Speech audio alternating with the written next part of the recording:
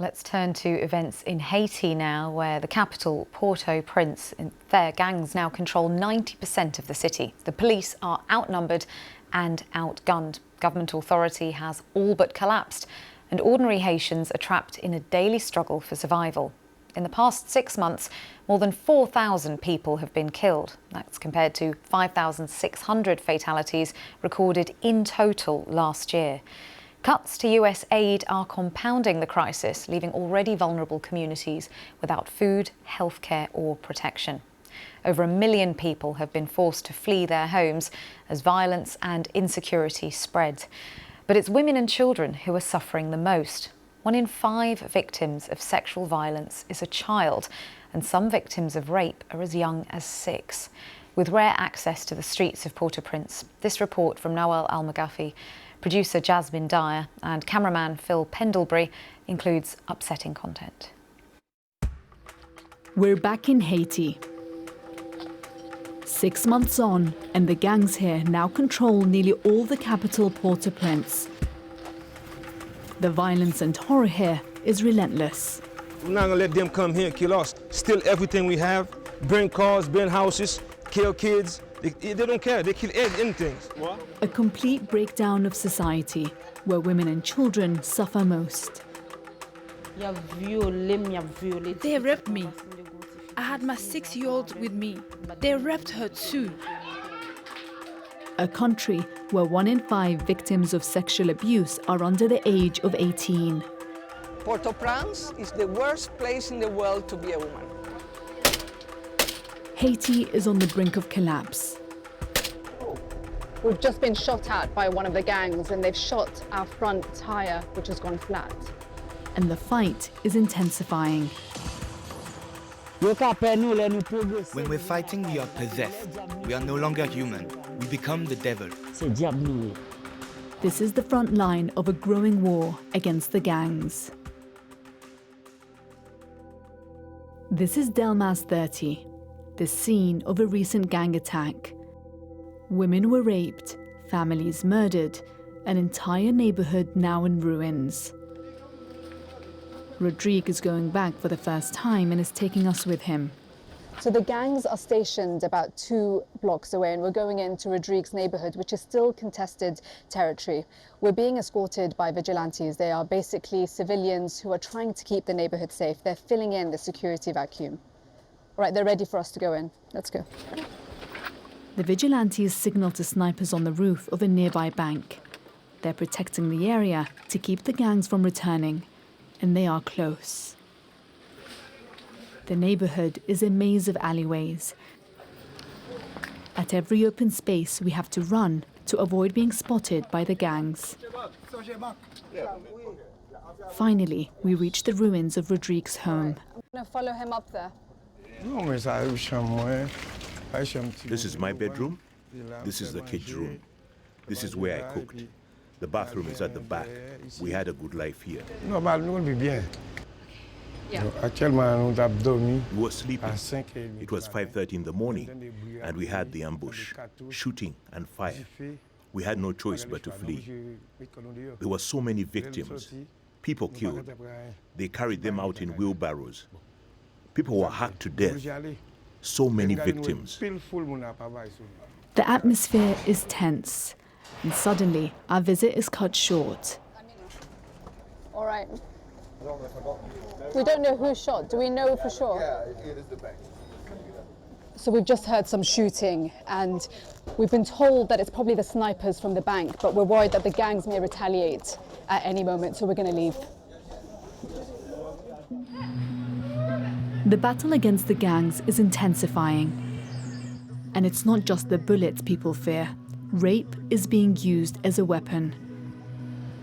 We're at a safe house in the suburbs of Port-au-Prince. It's home to dozens of young women and girls. They're victims of the most heinous crimes, exposed far too early to the cruelty of mankind. This girl is a survivor of rape. We've come here to interview women who are victims of sexual violence, but I'm blown away by how young they are. Young girls holding on to babies. The youngest victim of rape is 12 years old and the eldest is only 19. Hélène was 17 when she was captured. She's now 19 years old and a single mother. The gangs took over our neighborhood, and as we fled, they caught me. She was held captive for over 2 months. They raped and beat me. Sometimes I think about ending it all. They made me do things and said they'd kill me if I didn't agree. But then I fell pregnant and they told me to abort the pregnancy, but I said no. This baby could be the only one I ever have. While the gang was fighting, she managed to escape. I always dreamt of going to school, to learn, and to make something of myself. I always knew I'd have children, just not this young. In Haiti, rape has been used to terrorize and subjugate entire communities. The statistics of how the violence is impacting women in Haiti are staggering. Tell me more about what you're seeing. Port-au-Prince is the worst place in the world to be a woman. Why? Because the violence is around you.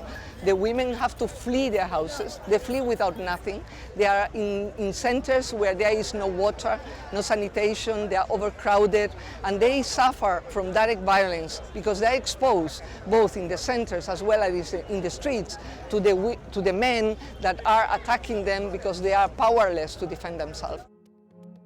Haiti's most notorious gangs have united, forming a powerful coalition called Vivre Ensemble, meaning live together. We're entering their territory to meet one of their leaders. They told us not to film, but this is what we were able to capture. An area in ruins with barely any signs of life. Vag and his men were responsible for the Delmas 30 attack. This is his first interview. I mean, look around you. People have been uprooted from their homes. Civilians have been killed. Women have been raped. Children have been murdered. Do you have any remorse? When we're fighting, we are possessed. We are no longer human. We become the devil. Do you understand? We are people when, like this, you sit and talk to us, but if we're cornered, we'll come out swinging. You know, we spoke to victims of the attack in Delmas 30, and some of their testimony is the worst I've ever heard. Why would you inflict such horror on your own people? As a gang leader, it's my duty to fight. I will never give up until the state sits down with us. The dialogue will be good for us, but until then, we'll fight. It's the wealthy state that has decided to take us on. How many people have you killed?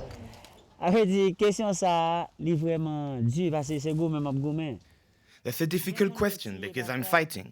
Sometimes I kill people without even seeing them. They get shot and they die. Then we take their bodies and burn them.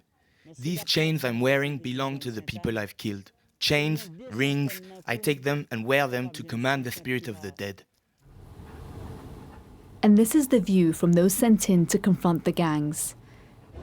The Kenyan forces arrived a year ago. Heavily armed and equipped with armored vehicles, they rarely leave. But in the 6 months since we were last here, the gangs have only become more organized and more powerful. So we've just entered the area of Pakor, which is yet another neighborhood in this city that's completely controlled by gangs now. Oh, I think they can see one of the gang members. Within minutes, we come under fire.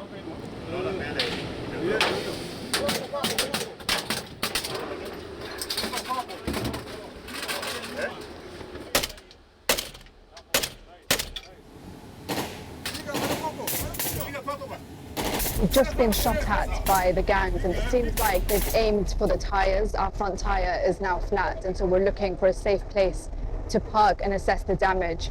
I mean, there's only so much that the Kenyan police can do from inside this vehicle. They are outnumbered. There are thousands of men out there that have joined the ranks of the gangs. Moments later, a bus full of civilians turns towards us, narrowly avoiding the crossfire. This is the kind of everyday terror they live with. With no success and our vehicle out of action, the patrol ends. But the Kenyans are no longer the only foreign fighters in town. We've been told by a source within the Haitian security force that they've hired private military contractors from the US. They're fighting the gangs with drones. They say one of them is led by Eric Prince, former Navy SEAL and Blackwater founder, and that he's recruiting mercenaries to deploy on the ground. Prince didn't respond to our request for comment. The mercenaries are already making gains. Gang leader Tilaple, who we interviewed 6 months ago, is the one targeted in this video. He's now said to be in critical condition. The fight against you right now is really ramping up. There are American mercenaries that are going to come. There are drones being used. Are you not worried? The mercenaries who are making these plans, who are plotting against us, the only thing I would say to them is, how will they differentiate between us and the rest of the population? What would they do when we hide amongst the people? Are they going to destroy all of Port-au-Prince? But Port-au-Prince is already being destroyed, street by street. The fighting has driven over 1 million people from their homes to places like this. A former public works ministry, now home to thousands of people, including Rodrigue. A tailor by trade, the only thing he could save was his sewing machine. It's been 3 months and we're still here. I can't stay here with my wife and kids. This life wasn't mine. At 61, I can't start over. What am I gonna do? There are no jobs, no nothing. The Haitian government is responsible. The gangs are in charge now. If the government had acted to protect us, would never have gotten to this point. It's the failures of the government which have led us here. Everyone here in this IDP camp, and there are thousands of people, were uprooted from that one attack in Delmas 30.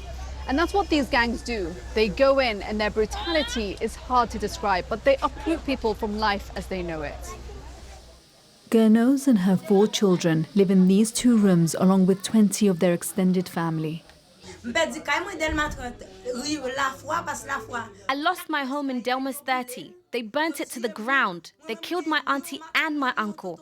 I want to go home, but there's nowhere for me to go. I used to be able to feed myself, but now I can't. I'm losing weight and I'm walking the streets in rags. Haiti's long been one of USAID's largest recipients of funding. And for the people here, it is a lifeline. But as President Trump cracks down on what he calls wasteful spending, that lifeline is about to be cut. Today you are seeing the last food we have from the US government. It has arrived from the US and is now being distributed. But we will run out, we will not have no food. If we stop giving food to the vulnerable women that are in displaced centers and the women that are in host families, they will have to find this food somehow. And that will make them very vulnerable, much more vulnerable they are now. As food supplies run dangerously low, so does the resilience of those most at risk. At another women's shelter across town, we meet more survivors of sexual violence. Their stories are very distressing. They shot my husband, they shot my little brother. At the same time, they went over to my 16-year-old daughter who was sleeping. Luckily for me, she was bleeding, so they didn't rape her. They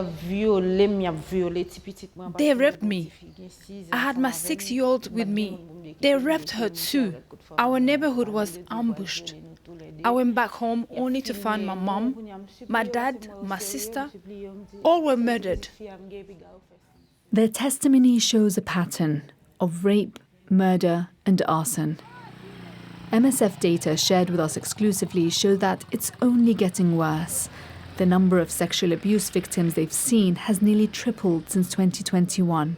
Patients have started to share very, very difficult stories since 2021. They were always harrowing stories. Nowadays, survivors talk about 2 or 4 or 7 or up to 20 aggressors. So you're saying one woman raped by 20 men? Yes.